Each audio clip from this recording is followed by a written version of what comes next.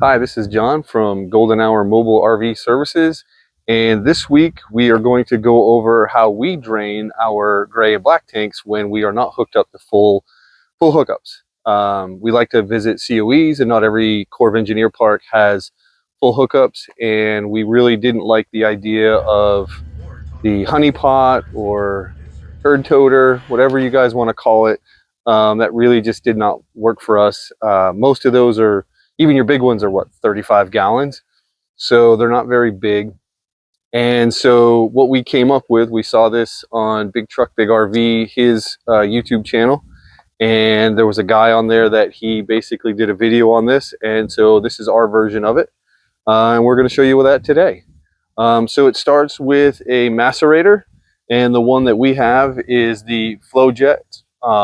It's a 12 volt system. It hooks up directly to your discharge tank, and it has basically a start and stop button, and this is the wires they hook together, and this is how we are going to hook it to power, is these, and I'll show you that in a minute. The other thing that you will need is a pair of disposable gloves and your black tank flush hose that you probably already have. This right here, this piece is a 100-gallon industrial water bladder. And what this is mainly for is this fits in back of a side-by-side.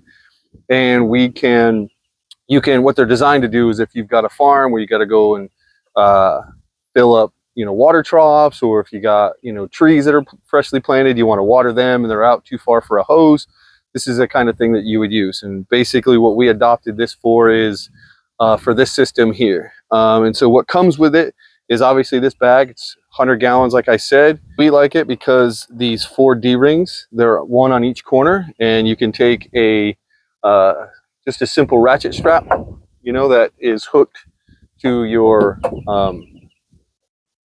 these hooks here inside your truck, wherever they are. And you can hook them to the D-rings, and then this way here, if you feel a little sketchy, this might flop out of your truck while you're going to the dump station. This is a great way to hold it in there and provide some pretty good peace of mind. The other thing is that if you have to go a longer distance, let's say you're boondocking, which is what we did when we started, and you want to go a longer distance, you don't want this hanging off your tailgate. You want it inside your bed. So if you've got, a fifth wheel hitch like we have, then yes, you have to remove it, and this slides in there a little bit further, and you can close your tailgate, and then you don't have to worry about it flopping out. But for us, going a short distance right here in a park, I typically just hang it right off the back of the tailgate like this, and you'll see on the other end exactly how this works.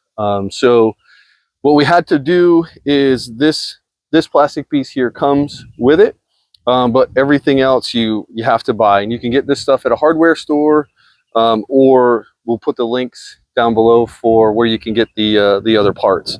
And so all this is a 2-inch reducer down to a 3/4 inch reducer. And the reason why you want 3/4 inch, because that's your garden hose.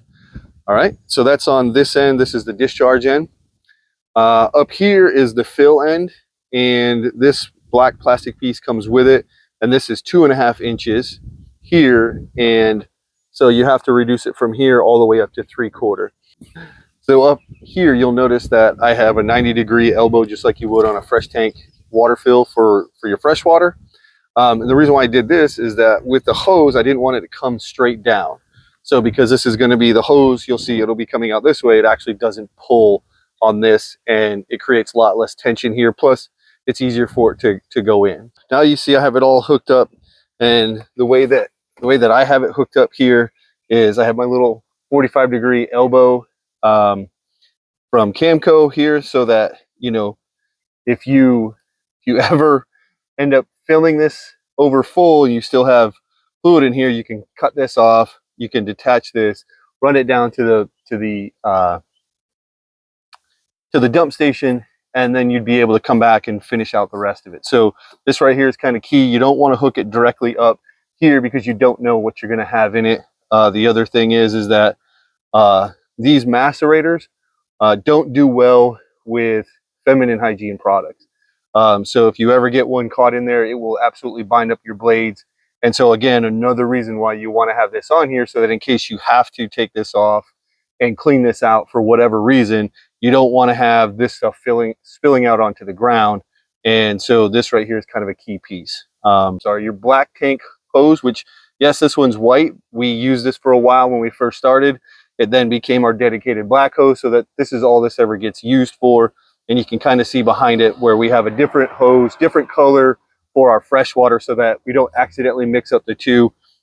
The other thing is, and I'll show you when I get it all put away, where this will get stored in a box with all of this stuff. And so it's completely separate from our freshwater items. So like I said, this runs off a 12 volt, and I just simply have, for now, a jumper cables that run from here all the way over to our battery, because it's 12 volts. So it runs off of 12 volts just like directly, just like this. And in a later episode, I'm going to put in a marine outdoor 12 volt plug, so that we don't have to do this. But understand some people aren't comfortable with electrical, so this is a way to do this without having to tap into your electrical at all. And so this has worked for us for 2 years. So from here, it's pretty simple. Make sure this is all nice and tight. As you can see, if Angela will pan it over to the actual bag itself, you can see the hose is hooked up into that little elbow, and this is where it's going to go. So it's hooked up on the bag side on that end. Down here, it's very simple. We're just going to do the gray tank too, for those that are thinking we're going to do this with the black tank. No, we're not. All right. So then you pull this up, pull your gray tank valve. As it starts to run,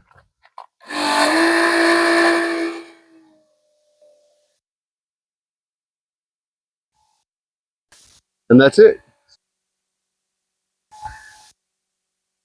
That's as loud as that is. It's not very loud. And so this acts as a pump, and this particular model of macerator will pump up to 50 feet long and up to 5 feet high.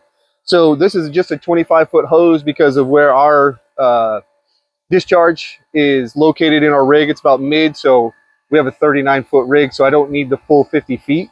But if you have one in the back and you can't park on the grass, because a lot of parks don't like you to, you can definitely use a 50-foot hose, and it will reach all the way to the bag, and you can go up 5 feet. So most pickups will also, it'll pump up into it, no problem. Ours is a Tremor model, so it's a little bit higher up than say a normal, say F250 or 2500. So, you don't have to worry about the height unless you're really trying to go uphill with it. That's a different story. But again, like I said, 50 feet from the macerator and up 5 feet from the macerator, it will go. And so it'll empty this tank. I think it says it's right around 16 gallons per minute. So, we have a 60-gallon tank, and when it's full, it takes roughly 6-ish minutes, 7 minutes to completely empty. And that's it. And then I'll show you, once it's empty, we'll show you how I get the rest of it up into the truck without spilling any. All right, after you finish emptying it out, close this up. You'll hear the motor you hear the motor running at a higher pitch. That's how you know that it's empty, and you don't want to run it for very long, because this is an air-cooled pump, so it will burn the motor out if you let it go. So you got to pay attention. And then just simply walk this all in to get whatever liquid is in the tube, in your hose, into your bladder. Okay, once you've gotten most of the liquid out of the tube, or all of it as best you can, I just simply... All right, so once you get this hooked up, what I like to do is unhook it from the macerator and hook it onto the discharge. So this way here, when I get up there, it's already ready. The other thing is that you basically have created a closed loop. So there is no stop valve on this. So as you're going down, it could come out. So you don't want to disconnect it. So just create yourself a closed loop. Grab all your hose, throw it up inside your truck. And now no liquid can come out. So then the next thing that I do, if you feel sketchy about going uphill, we got a little bit of a hill here on this park, but not bad, is I'll take my ratchet strap and I'll connect it one end here, and then through the D-ring, around the discharge through this D-ring and then hooked over there on the other loop. Then I just pull this tight.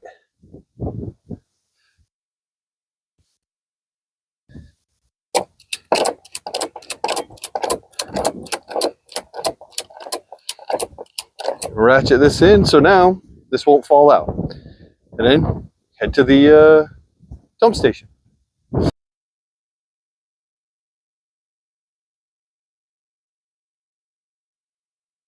All right, so now that we're here at the dump station, this is pretty simple. Just unhook this.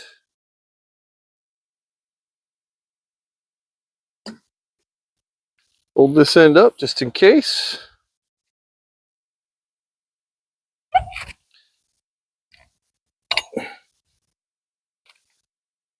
Put that end down in the dump tank and then turn this on. And this will just gravity feed down in.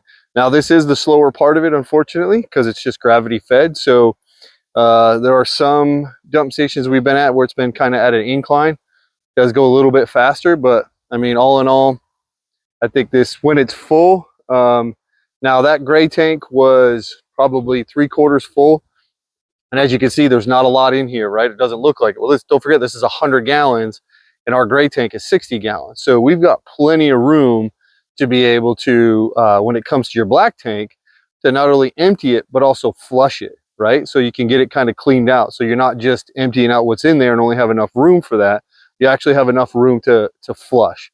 So that's the reason why we went with this system, was because the 100 gallons is bigger than our gray tank and our black tank, and so we can dump one at a time and be able to flush. So that was important to us, and that's why we went this route. So what other thing I like to do is just simply like to have this hose, which, by the way, now that I have this in my hand, it reminded me. So this is one of those stretchy hoses, like where you know, once it fills up, it stretches out. These do not work with the macerator. There's just simply not enough pressure to expand this. And so I do not use these. Use a regular garden hose, use an old freshwater tank hose, something like that. As long as it's a different color from what you use in your fresh tank, but just that's what you want to use. But I like to take this because it's got the shutoff valve, and I just simply attach it to here so that nothing accidentally comes out. So you can hear the gurgling, I think. I'm not sure if you can or not, but that basically says that there's not enough water getting in here. So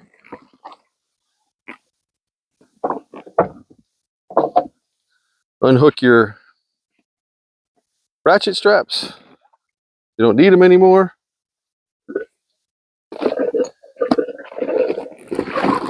And then you just fold these up on it. And it'll keep going. So like I said, about 15 minutes it takes to empty this. So a little bit longer, but you're not toting around 35 gallons behind your truck and having to do this 2 or 3 times just to empty one gray tank. So works for us.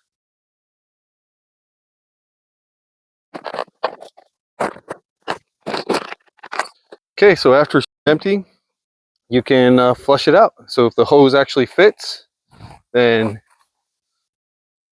you can go ahead and turn it on, put some clean water down in it, rinse it out, let it drain, and you're done.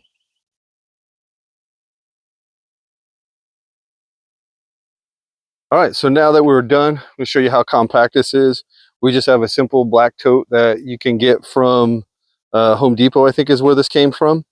And so this is where all of our black tank stuff goes, minus the stinky slinky. So this will actually fit in here. So fold it to here. And I keep that on there just so that none of the liquid accidentally drips out at all. Fold this over like this. And then kind of fold it in half. Now, When you put this in here, there's still going to be a little bit of air. So bring that one up and you open this a little bit.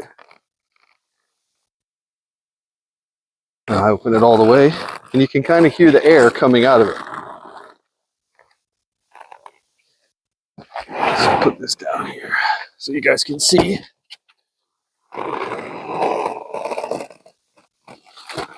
Squish this down. There. Now once all the air is out of it, that's it. This pretty much fits. Just like that. Back of the truck it goes. So that's all there is to it. I hope that you learned something, that you could take something away from this to help extend your stays, either when you're boondocking or you're staying at Corps of Engineer parks or other parks that don't have full hookups, where you don't have to either have one of these smaller, hard to maneuver honey pots, or if you're out there boondocking and you're way back there where you want to be and you don't want to drive all the way in, this is definitely an alternative that, you know, a simple box and a couple of parts and you can extend your stay for a lot longer. So I hope you learned something. Enjoy. Thank you. Look for the good. It's everywhere.